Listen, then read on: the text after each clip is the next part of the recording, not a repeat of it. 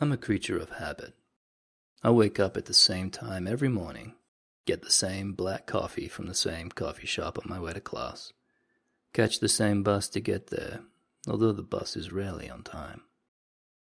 I probably mutter the same thing under my breath as I step on the bus every morning and take the same seat at the back left. My life is pretty normal. Predictable. Consistent, you could say. I'm not used to surprises, and surprise has never tried to find me before. So, of course, the one day I step out of my routine, everything went weird. I don't want to say wrong, because I'm still not entirely sure what to make of what happened that morning. I woke up late, forgot to set my alarm, or turned it off in my sleep accidentally. Choose an excuse. Panic threaded through me as I rushed through my morning rituals. I forgot to brush my teeth, and I didn't have time to grab a coffee. So when I reached the bus stop, I was cranky. My mouth felt gritty, and the world seemed to swirl around me as I struggled to navigate life without caffeine. The town I live in is small, but not too small, so I have to stop off at the central bus station to transfer to get to school. A fender bender had plugged up one of the main roads, so I narrowly missed my transfer, forced to wait at the station for the next bus. I figured I'd hit the bathroom and brush my teeth. I always keep a travel brush on me. It's weird, I know. Something smelled odd when I walked into the bathroom, but I ignored it. Bathrooms never smell pleasant, especially large public ones. I stationed myself in front of a sink and began taking out my travel brush, but I stopped when I heard a distinct moaning sound. It was coming from the very last stall. When I stopped to think about all the things someone could be doing in a public bathroom stall, none of the answers I came up with were pleasant, but the sound that continued to grow from the last stall became louder, guttural, violent. They sent nervous chills down my spine, and I bit my lip as I brushed my teeth.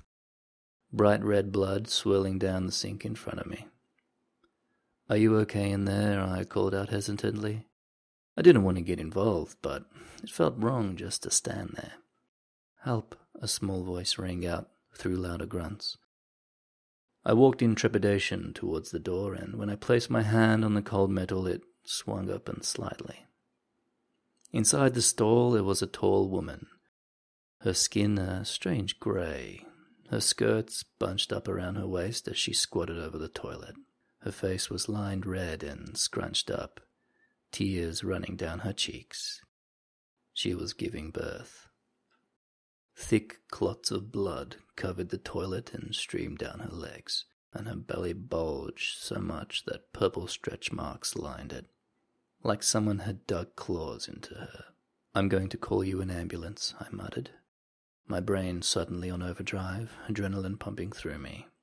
I didn't know what to do. I'd seen childbirth on a VHS tape in high school, but the possibility of it happening right in front of me was so alien to me. All I wanted to do was leave as quickly as possible. I began to reach for my phone when I felt a strong, hard grip on my arm. I looked up. The woman was no longer grunting in pain, just staring at me.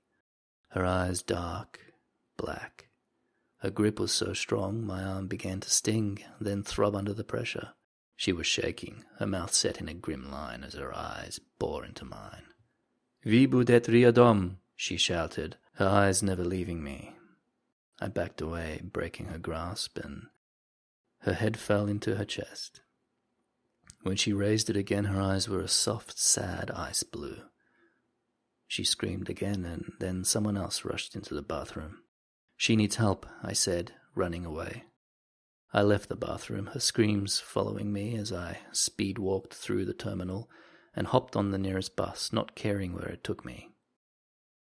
I didn't know what she said to me, but I knew it wasn't anything good, and her grip on my arm had been so strong. Instinctively, I lifted up my sleeve as the bus ambled away. My arm was covered in a thick purple bruise, and I could make out her finger grip. The woman wasn't on the news the next day, or the day after. I struggled to continue with my routine, but something felt off. I cooked myself some chicken and it tasted like it had been rotting for months, and every morning when I woke up at the same time, I started puking uncontrollably. I just went to the drugstore on a whim and bought a pregnancy test. I haven't been with anyone in months, but I just had a weird feeling.